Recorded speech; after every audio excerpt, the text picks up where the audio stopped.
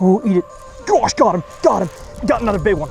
Another big one, yes sir. That one might go stinking 9 pounds. So what exactly is the scaled up series? Well, you know what, for 15 years of bass fishing, I have really not dove into the world of big swim baits as much as I would have liked to, and so that's what this series is all about. Now, the way this series works is that I get a mystery box of 2 swim baits, usually 1 soft bait and 1 hard bait, sent straight to my doorstep from the fine folks at swimbaits.com, and my goal is to catch bass on both baits in my mystery box every single month. And so as I open up the mystery box for this month, I have to thank swimbaits.com for being an awesome sponsor on this series. They sell both garage-made and mass-produced swim baits of all sizes, shapes, and colors. They've got glide baits, soft baits, crank downs, wake baits, everything in between. They are always adding brand new baits to the site, so I will leave them down in the video description. And the 2 swim baits that, again, I've yet to find out what they are, but you can buy the 2 that I'm going to use on swimbaits.com. And again, I'll have those links down in the video description. So without further ado, let's take the fluff that John sends out of the package and find out what 2 baits I'm fishing with. And the 2 baits came in plastic baggies today, which makes me think we have a garage maker on our hands, which I'm excited about. And let's first open up the bluegill one, which,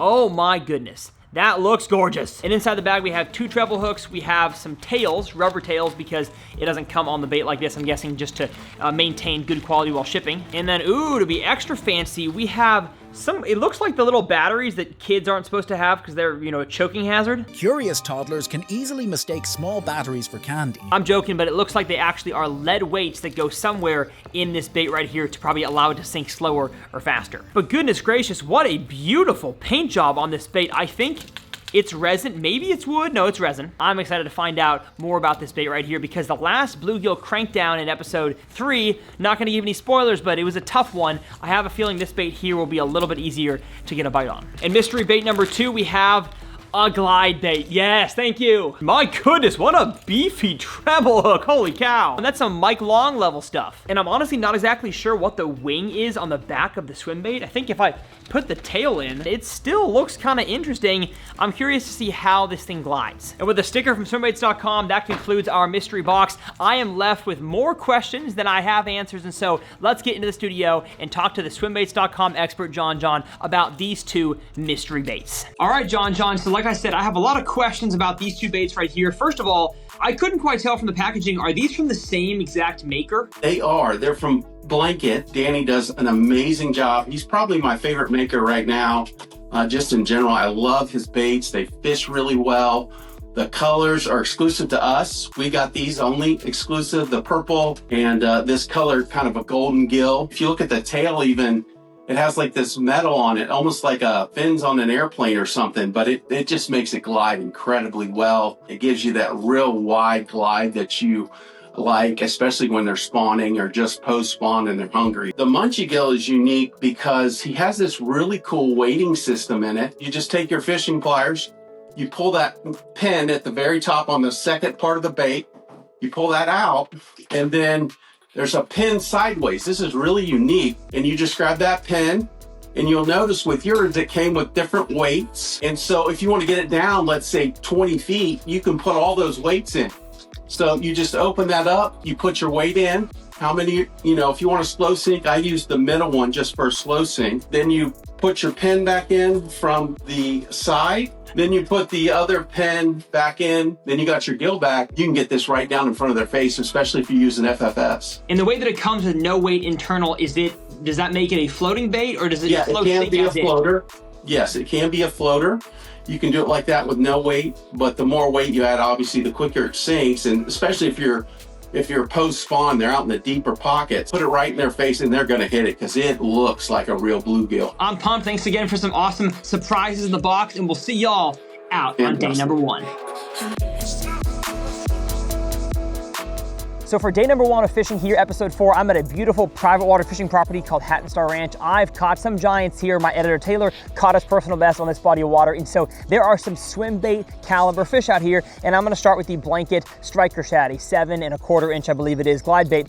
And a few things I'm excited for. One, just in this episode, having swim baits that I feel more confidence in and honestly fit more into the mold of swim baiting. Last episode was a cool change of pace, but we're finally back to fishing quote unquote big swim baits in today's episode. episode. And I know I said this last time about the bluegill swim bait, but I'm really excited about that one coming up later on in this video. But we're not there yet. We're here at day one, hopefully catching some big fish on this from the bank.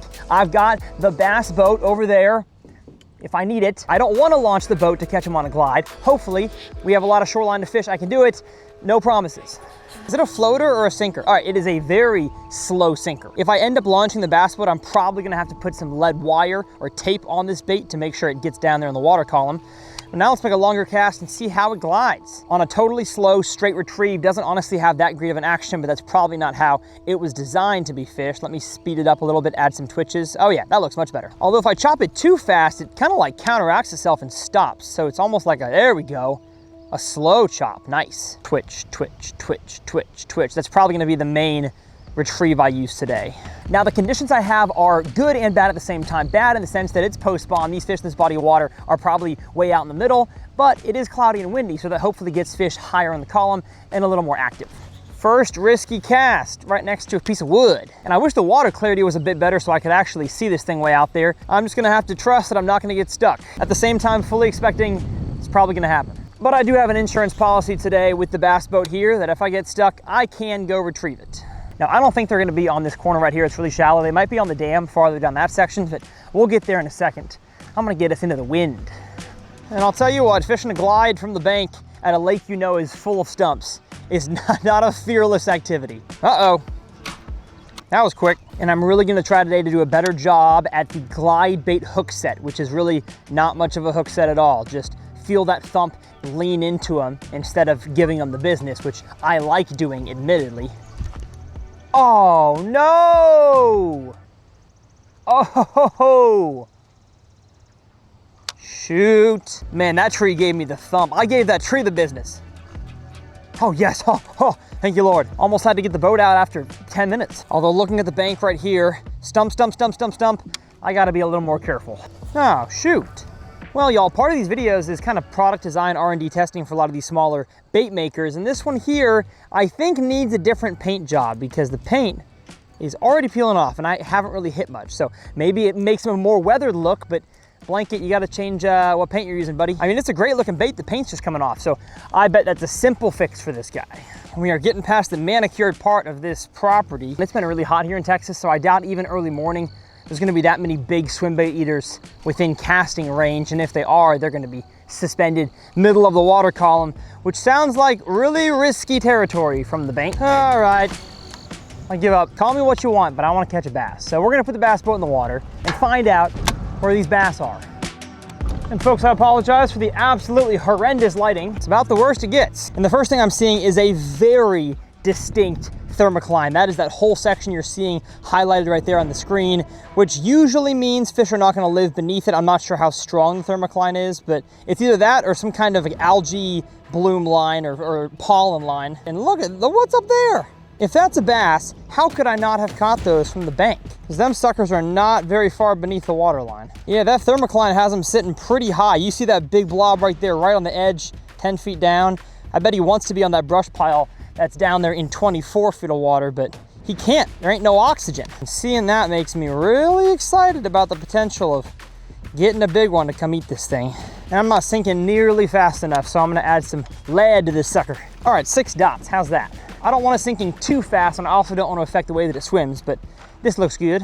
Man, these fish were totally gettable from the bank. I mean, they're sitting right here. This wind is no joke. Ooh, ooh, ooh. Yeah, he was tailing it. That dude was after it. I think if I can actually hit one in the head, he'll eat it. Eat it. Oh, come on now.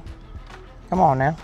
Oh, he looked at it and then said, no thanks. But Tyler, I thought with live scope, they just jumped in the boat. Ooh, ooh.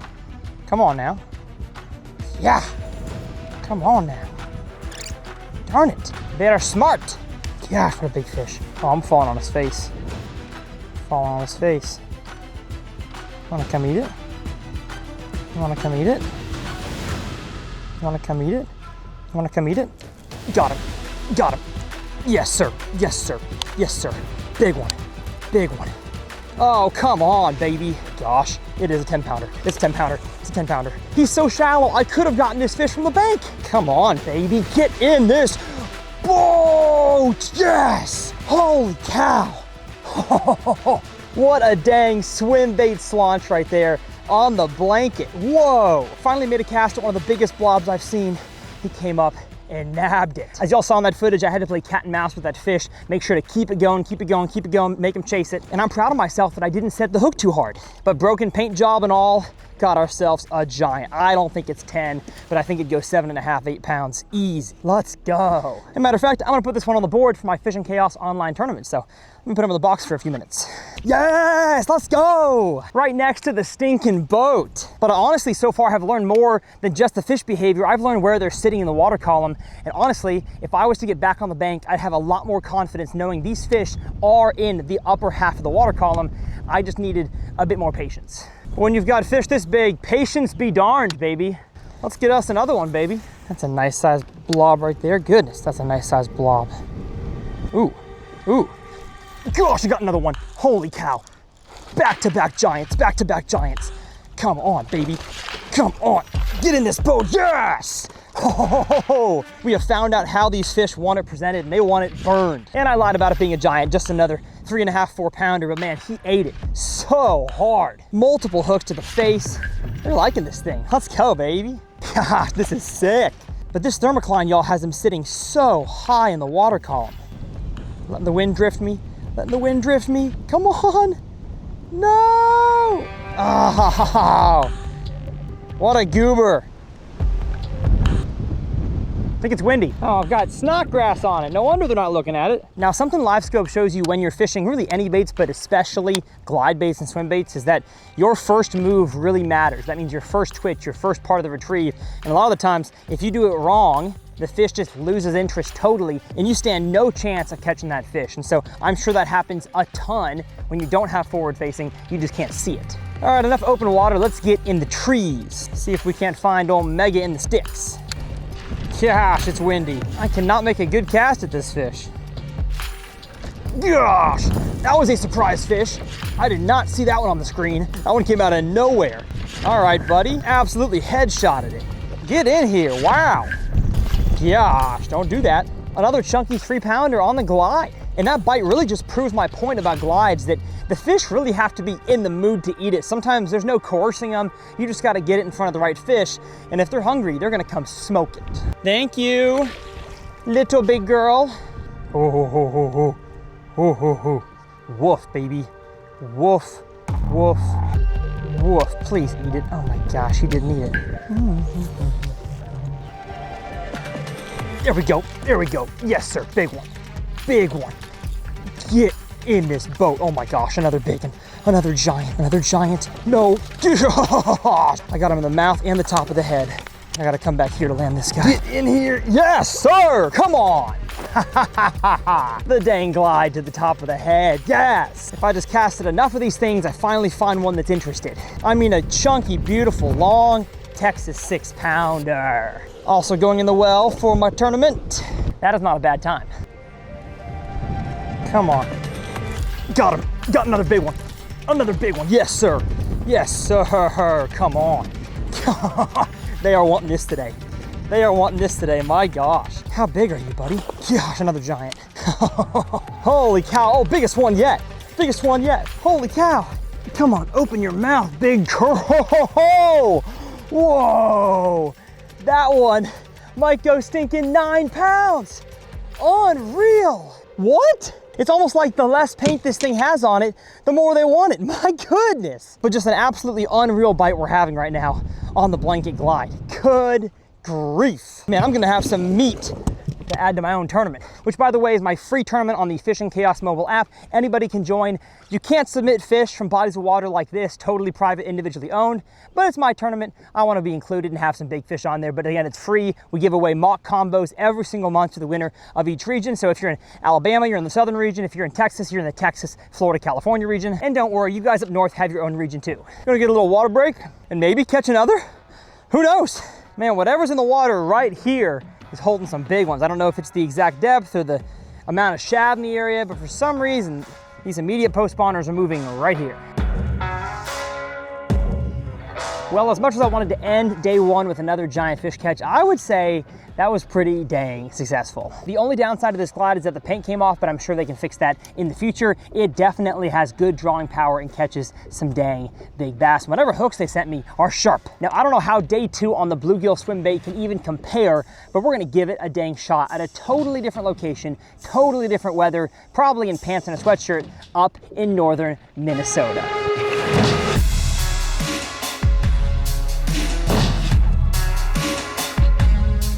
Now, one thing I have to address real quick is the paint job on the last glide bait. I talked to the guy from Blanket and he said that is like the weirdest thing he's ever seen. He's painted thousands of glide baits. He's never had the paint come off like that one. And so he wants to let you guys know that A, he's sending me a new glide bait, which again, he didn't have to do, but B, if you ever have any problems with his glide bait paints or his bluegill ones, he will totally repaint the bait for you. Again, we think some kind of chemical reaction from the fertilizer in that private lake to the paint that he used caused it to peel off, which for me, of course, didn't even matter because the fish bit regardless of what shade of shad it was, but he wanted to let you guys know that is not something that normally happens to his baits. Some kind of weird anomaly took place in that body of water. So hopefully the paint stays on this one. I expect it to, and I also expect it to catch a giant bass. Let's get on the front deck and see how this thing looks in the water. First pitch out there, see how she looks. Oh yeah, left, right, left, right, left, right, left, right. The nose driving the action of the bait. That is good looking. Now I did put the middle-sized weight in this thing when I was putting it together, and it looks like it falls fast enough to be fished out here off the edge, but also slow enough that if I wanted to keep my rod tip high, I could work it around some shallow grass. So we might change that throughout the day. We'll probably keep it here to start. Oh, and you can kind of like chop glide this thing too. Ooh, nice. Now all this stuff up here is just way too weedy to have a double treble hooked swim bait, so I'm gonna have to move kind of downwind here. And I mean, look at all that cheese up there. The frog bite probably goes nutty right now. Why am I throwing this? Oh, that's right, because y'all want to see me struggle to become a swim baiter. You know who I do it for? I do it for you. I'm trying to get to a little hole that I see back there because you can tell from the chest mount angle, I'm just plowing through probably 6 foot tall, what looks like cabbage, to hopefully get to some open areas. Oh, it's not even that open either. This is crazy how fast the grass grew up on this lake. I mean, they had ice out a month ago. Gosh, every cast I make, bluegill go berserk. There are bluegill the size of the exact one I'm throwing all around this area. So I know that I'm matching the hatch right. I'm not gonna lie, this is, oh no, got stuck. Oh, I'm stuck in a very bad spot. Oh gosh, I was thinking 3-pound bass came out from under the dock. All right, so maybe the edge of docks? Well, what does that tell me? It tells me there are bass to be caught shallow. I just don't know how many. I've only seen 2. If I saw 0 in the half hour of trolling around, I'd be out deep already, but I've only gone to 1 dock and 1 flat, so there's more areas to look. There's a bass. That's a nice bass. No! Oh, my swim bait got grass on it. Here it is in front of his face. Twitch, twitch, twitch, twitch, twitch, twitch, twitch. Oh, I'm twitching it in front of her face and she don't want it. Well, with every cast, she got less and less interested. Those post-spawn fry garters, man, you got like 1 to 2 shots at tricking them, and after that, they are tough.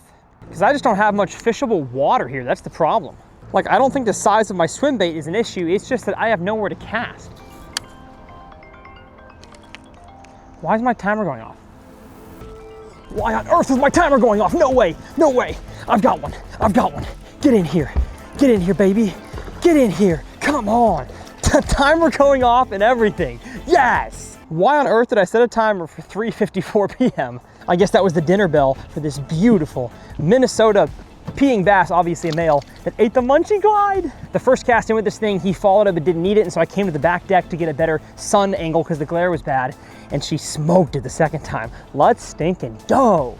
All right, thank you, girl, or guy probably, for protecting your fry against bluegill. Come on, baby. All I had to do was fish enough open areas, find enough fry garters, and we got one to bite. So that gives me confidence to keep doing this around the entire lake, and I bet we'll be able to find a few more, possibly some bigger ones. Gosh, there's one, big one, yes sir. Came and nabbed it right under the surface. Come on, baby, come on.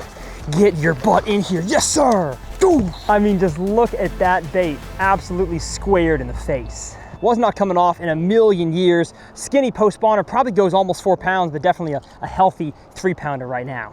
Goodness, that was sick. And I don't know whether it's the awesome paint job or the fact that this thing looks beautiful chopped across the top of the water. It gets these big Minnesota girls to bite. Let's go. Found some more shallow, open water, sandy area. That could have been a pre-spawner, could have been a post-spawner, fry guard, or whatever it was. I don't care, because he bit. Oh, this is so sick. This is way more fun than catching him on a Senko. Gosh, no way. Oh my goodness. Cannibalism! All right, well, I guess we get a chance to look at what these fish are actually eating. I'll just show you all on the chest cam. What do you think? Comment down below. I think the chartreuse is a little overplayed than is on this bluegill, and I wish the bottom was more of a yellowish, you know, gold. But hey, it looks pretty good. Thank you, friendo. I was flipping the bait right in front of me because I had seen a fry garter in this area, and a big one. I mean, like a 5-pounder. So when something bit, I swung, and that was not what I was expecting. I think I like it best, honestly, on like a chop, chop, chop, and then a speed. Just like 1.5 quick turns of the reel handle gets this thing burning and then glides off to the side. I just wish I was around more bass to trick. Let's go across the pond. Oh, eat it. Gosh, got him, got him. Yes, sir. Yes, sir. Come on, get in the boat. Oh my gosh, 3-pounder. That was the sickest thing. And you gotta love it when he just headshots it. Close the mouth with the treble. Folks, all you gotta do is find the right fish who's in the mood to eat this thing, and he'll come up and smoke it. I mean, that is, I think all 3 of those bites were visual bites. So stinking fun. And I didn't even see where he came from. I think like this scratch patch right here. Just twitch, twitch, twitch out of nowhere. Kamikaze at it. Yes. Now, I'll say this much about this swim bait is that as far as resin, like glide swimmers go, it is not daunting to throw at all. Honestly, this thing has been a pleasure to throw. It's super easy to retrieve. Once you get the weight right for your body of water, it stays right above whatever cover and structure you've got down there. And in just the 3.5 hours of fishing this thing, I've gained so much confidence in it. So out of all the ones I've tried in this whole series, what, 8 so far, this one is definitely one of my favorites. We've got fish spawning right here. Oh yeah, that's a dang 5-pounder. Oh my gosh, swiped at it, totally missed it. Oh my goodness, how's my light? I'm about to catch a giant. I cannot swing that hard, Tyler, come on. That's a big bass right there. I just don't know if the swim bait's the way to get him to bite. Wait, I'm gonna see if a creature bait can get him fired up. Well, that was a waste of 15 minutes of my time. That fish did not want to bite. What to do, what to do? Well, you know what? I'm gonna get the drone shots I need first. Check out if that area is shallow. Yeah, here's using my brain. And if it's not, go back to that bedfish and finish there. Well, bad news. There ain't no open rocky spot over there. So we're gonna catch that bedfish, gosh darn it.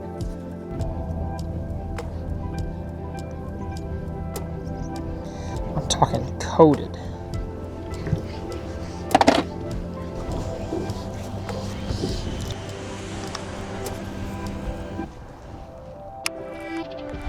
No way. First cast back with all the scent I just slathered on there. And I got her. And I got her. No way. I was like, what if I just absolutely cake the scent on? And she bit. First cast.